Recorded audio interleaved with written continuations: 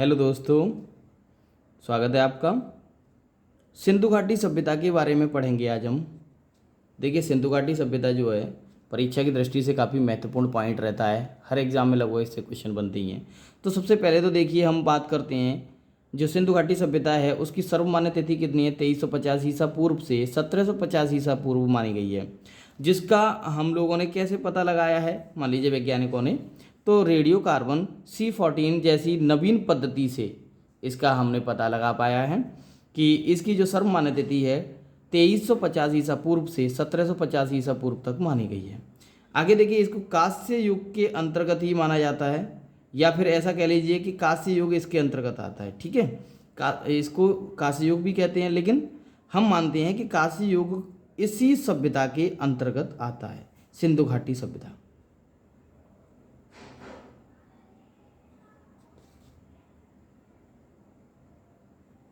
अब देखिए, सिंधु घाटी सभ्यता के बारे में कहा जाता है कि इसकी खोज जो है RV दयाराम साहनी ने की, और इसे सैंधव सभ्यता भी कहते हैं। सैंधव यह सभ्यता प्राचीनतम नगरीय सभ्यता के रूप में मानी जाती है, यानी सबसे पुरानी नगरीय सभ्यता है ये।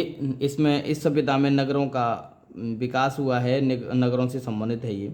कुछ विशेष नगर जो हैं इसमें हैं मोहनजोदड़ो, हड़प्पा, धौलावीरा, राखीगढ़ी एवं कालीबंगन। ये मान लीजिए कि इनकी खुदाई के दौरान यहाँ पर साक्ष्य मिले हैं, ठीक है ना, वही नगर हैं ये। सुतकोटड़ा एवं लोथल सिंधु सभ्यता का बंदरगाह था। देखिए, बंदरगाह के बारे में तो हम जानते हैं कि बंदरगाह क्या होता है, पोर्ट होते हैं। यहाँ से जो है पानी के जहाज आते जाते हैं, डॉक यार्ड भी इनको कहते हैं। तो लोथल और सुतकोटड़ा, ठीक है ना, ये सिंधु सभ्यता के प्रमुख दो बंदरगाह थे। ठीक है, आगे देखिए, मोहनजोदड़ो से प्राप्त अन्नागार संभवतः सैंधव सभ्यता की सबसे बड़ी इमारत है।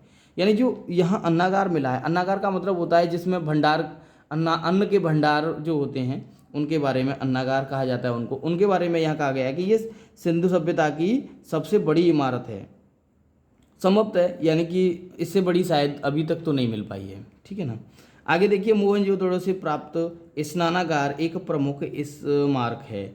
ये स्मारक जो है काफ़ी बड़ी है। इसको इसलिए कहा जाता है कि आज तक इतना बड़ा स्नानागार कहीं भी नहीं देखने को मिला है। ये खुदाई के दौरान पाया गया, काफ़ी ज़्यादा लंबा चौड़ा था। ठीक है ना, मोहनजोदड़ो से प्राप्त, देखिए इसकी लंबाई और चौड़ाई के बारे में अगर डिस्कस किया जाए तो ये काफ़ी लंबा था। लगभग 11.88 मीटर लंबाई थी इसकी, चौड़ाई लगभग 7.01 मीटर के लगभग, मतलब 7 मीटर के लगभग थी, और गहरा था ये 2.5 मीटर के करीब। ठीक है ना, अब देखिए, मोहनजोदड़ो से प्राप्त एक सील पर 3 मुख वाले देवता पशुपतिनाथ की मूर्ति मिली है। तो देखिए, खुदाई के दौरान, उत्खनन के दौरान जो है यहाँ पर एक मूर्ति मिली है जिसको कहा जाता है कि ये पशुपतिनाथ की मूर्ति है। ठीक है ना, जिसमें 3 मुख वाले देवता हैं, 3 मुख वाले। आगे देखिए, मोहनजोदड़ो से नर्तकी की एक कांस्य मूर्ति मिली है। एक कांस्य मूर्ति मिली है जिस पर नर्तकी का चित्र उत्कीर्ण है, मतलब नृत्य करती हुई देवी।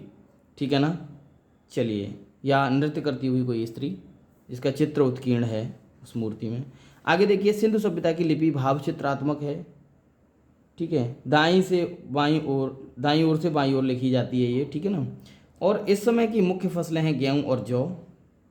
मिठास के लिए उस समय के लोग शहद का प्रयोग करते थे। तो देखो, कहा जाता है कि मिठास के लिए सबसे प्राचीन अगर कोई पदार्थ है तो वो शहद है।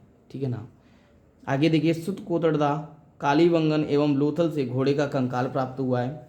तो उस समय घोड़े होते थे, या फिर ऐसा मान लीजिए कि लोग उस समय के जो घोड़ों का प्रयोग करते थे आने जाने में, या फिर मान लीजिए कि उनका प्रयोग हर तरह से किया जाता था, जैसे युद्ध में, घुड़दौड़ में, या आने जाने में। ठीक है, इसके बाद में बात करते हैं तौल। तौल की इकाई आजकल जैसे 1 किलोग्राम में हम तौल कर रहे हैं, तो ये होती थी 16 अनुपात में, बोला भी जाता है 16 आने सच, इस तरह से। तो सिंधु सभ्यता में मातृ देवी की उपासना प्रचलित थी, मातृ देवी की उपासना प्रचलित थी। ठीक है ना, अब देखिए, अगला पॉइंट हमारा है स्वास्तिक चिन्ह संभवतः हड़प्पा सभ्यता की देन है। अब देखिए स्वास्तिक चिन्ह जो है,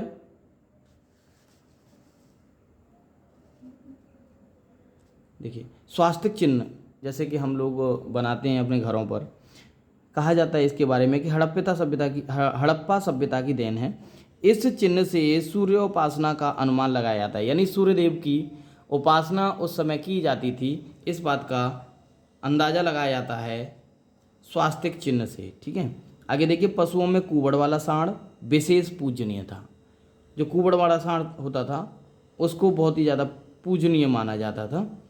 अगला पॉइंट है स्त्री मूर्तियां अधिक मिलने से ऐसा अनुमान लगाया जाता है कि सैंधव समाज मातृ सत्तात्मक था, यानी यहाँ पर माता ही सत्ता की प्रमुख थी, तो मातृ सत्तात्मक बताया जाता है। बताया क्या मतलब, एक अनुमान लगाया जाता है, क्योंकि यहाँ पर स्त्रियों की मूर्ति अधिक मिली है खुदाई के दौरान, तो ऐसा माना जाता है कि समाज में माता का स्थान सर्वोच्च था और माता जो है सत्ता की प्रमुख हुआ करती थी। ठीक है, आगे देखिए सूती वस्त्रों का प्रचलन था उस समय।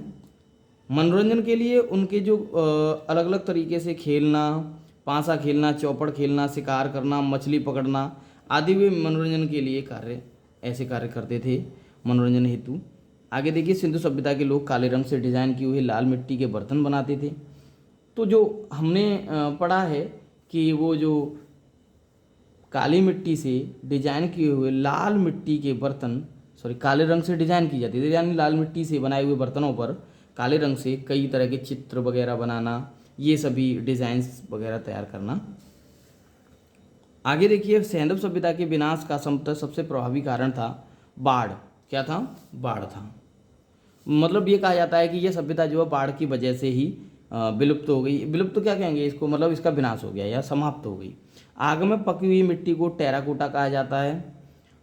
धरती को उर्वरता की देवी मानकर उसकी पूजा की जाती थी। आज भी देखिए हम मानते हैं धरती मैया, कहते हैं ना, तो उस समय के लोग भी पूजा करते थे धरती की और उसको उपज की देवी माना जाता था। उपज की देवी यानी अन्न देने वाली देवी।